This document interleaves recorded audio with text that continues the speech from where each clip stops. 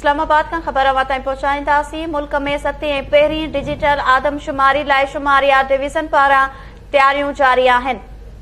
नाज़रीन, बिल्कुल इस्लामाबाद में ब्रेकिंग न्यूज़ अवां ताईं पहुचायूं पिया। मुल्क में 7वीं ऐं पहिरीं डिजिटल आदमशुमारी लाइ शुमारियात डिवीज़न पारां तैयारियूं जारी आहिनि। मुल्क में आदमशुमारी लाइ ज़रूरी सामान पहुचाइण जो सिलसिलो जारी आहे। शुमारियात डिवीज़न जो अहिड़ो चवणु आहे। आदमशुमारी लाइ घुर्बल सामान सूबनि में पहुचाइण जो कमु 26 जनवरी ताईं जारी रहंदो।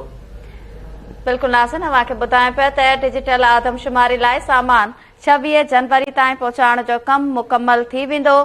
अहम ख़बर अवां सां शेयर कयूं पिया। इस्लामाबाद खां मुल्क में 7वीं ऐं पहिरीं डिजिटल आदमशुमारी लाइ शुमारियात डिवीज़न पारां तैयारियूं जारी आहिनि। मुल्क में आदमशुमारी लाइ ज़रूरी सामान पहुचाइण जो सिलसिलो बि जारी आहे। जॾहिं त अवां खे ॿुधाईंदासीं त आदमशुमारी लाइ घुर्बल सामान सूबनि में पहुचाइण जो कमु 26 जनवरी ताईं जारी रहंदो।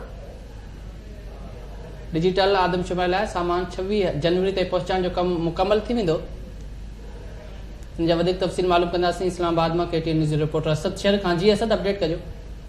जी बिल्कुल, वक्त मुल्क में जेका 7वीं आदमशुमारी थी रही है वह डिजिटल कई पई वञे, जंहिंजे लाइ वफ़ाक़ी हुकूमत मुकमिल तौर ते तैयारियूं जारी आहिनि। इन हवाले सां मुख़्तलिफ़ ट्रेनिंग्स करण खां पोइ जेको सामान आहे उहो बि सूबनि में पहुचायो पियो वञे। ऐं इन जे लाइ शुमारियात खाते तरफ़ां हिकु ख़त लिखी समूरनि सूबनि खे इहा आगाही ॾिनी वई आहे त जेका डिजिटल आदमशुमारी आहे उन में सामान जी जेका विरासत आहे, जिन में लैपटॉप समेत ॿियो जेको ज़रूरी डिजिटल सामान आहे उहो 26 जनवरी ताईं मुकमिल कयो वेंदो, जंहिंखां पोइ बाज़ाब्ता तौर ते जेका आदमशुमारी आहे उहा कई वेंदी।